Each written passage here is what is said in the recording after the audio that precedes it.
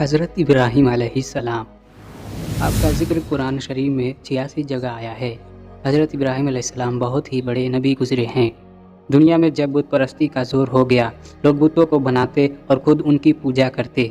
حضرت ابراہیم علیہ السلام کے والد بھی بت بناتے تھے اور بتوں کو خدا سمجھتے تھے۔ حضرت ابراہیم علیہ السلام ابھی بچے ہی تھے۔ وہ دیکھتے کہ میرے والد اور دوسرے لوگ خود ہی مٹی اور لکڑی سے بتوں کو بناتے ہیں اور پھر ان کو خدا سمجھنے لگتے ہیں۔ وہ حیران ہوئے کہ کس قدر بیوقوف لوگ ہیں۔ یہ سب لوگ ان بے جان مورتیوں کو خدا سمجھ رہے ہیں۔ حضرت ابراہیم علیہ السلام ان لوگوں سے کہتے کہ تم لوگ کیوں ان بتوں کو پوجتے ہو؟ یہ تمہیں نہ کوئی نفع دے سکتے ہیں نہ نقصان۔ مگر وہ جواب دیتے کہ جو ہمارے باپ دادا کرتے ہیں وہی ہم کر رہے ہیں۔ ایک روز ان لوگوں کا شہر سے باہر کوئی بڑا میلہ ہوا۔ یہ سب لوگ اس میلے میں شریک ہونے شہر سے چلے گئے۔ حضرت ابراہیم علیہ السلام اس میلے میں نہ گئے۔ ان کے پیچھے حضرت ابراہیم علیہ السلام ملک کے بڑے بت خانے میں گئے اور وہاں کے سب بتوں کو توڑ ڈالا سوائے ایک سب سے بڑے بت کے، اور کلہاڑی جس سے سب بتوں کو توڑا تھا وہ اس بڑے بت کے کاندھے پر رکھ دی، جس سے یہ معلوم ہوتا تھا کہ یہ سب اسی نے توڑے ہیں۔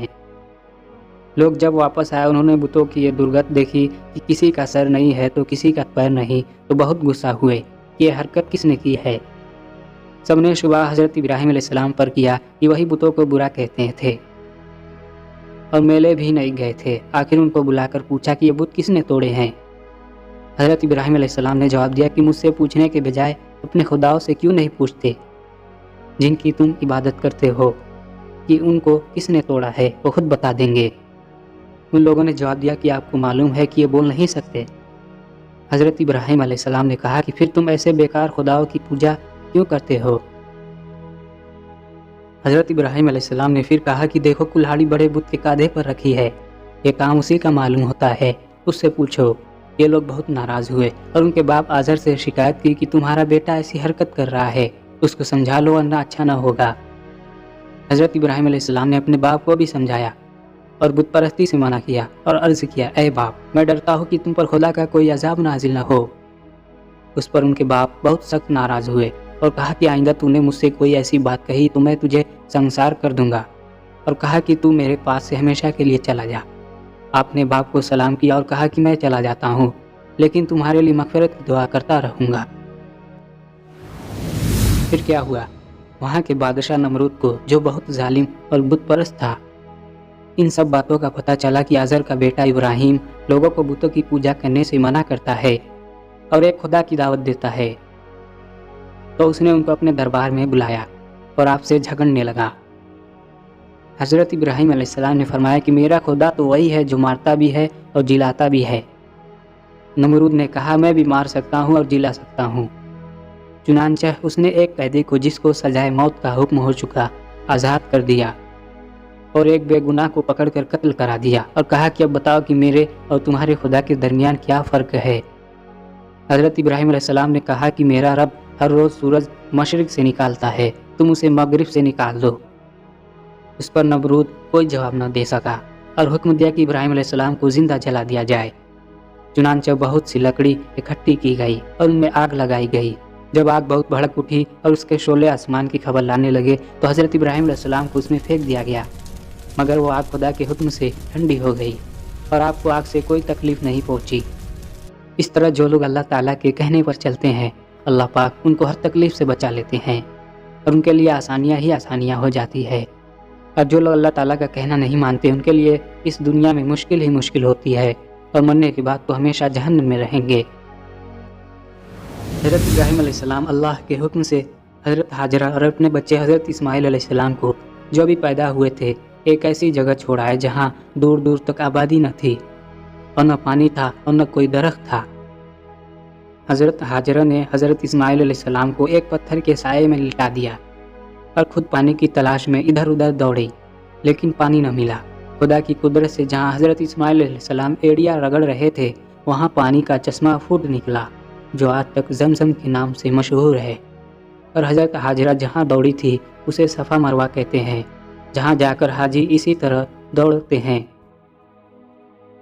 حضرت اسماعیل علیہ السلام کچھ بڑے ہوئے تو حضرت ابراہیم علیہ السلام کو اللہ کی طرف سے یہ حکم ہوا کہ اپنے بیٹے اسماعیل کو میری راہ میں قربان کر دو۔ چنانچہ آپ نے حضرت اسماعیل علیہ السلام کو یہ بات بتائی حضرت اسماعیل علیہ السلام نے کہا کہ ابا جان، اللہ تعالیٰ آپ کو جو حکم دے رہا ہے اس کو ضرور پورا کیجیے، آپ انشاءاللہ مجھے ثابت قدم پائیں گے۔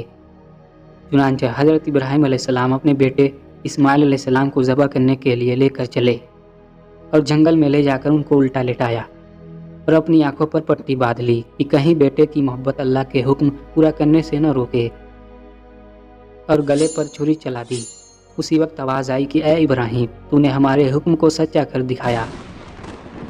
اور جب حضرت ابراہیم علیہ السلام نے آنکھوں سے پٹی کھولی تو حضرت اسماعیل علیہ السلام کے بجائے ایک دمبا ذبح کیا ہوا پڑا تھا۔ اسی واقعہ کی یاد میں مسلمان ہر سال قربانیاں کرتے ہیں۔ حضرت ابراہیم علیہ السلام اور حضرت اسماعیل علیہ السلام کی زندگی سے ہم کو بہت سبق ملتے ہیں۔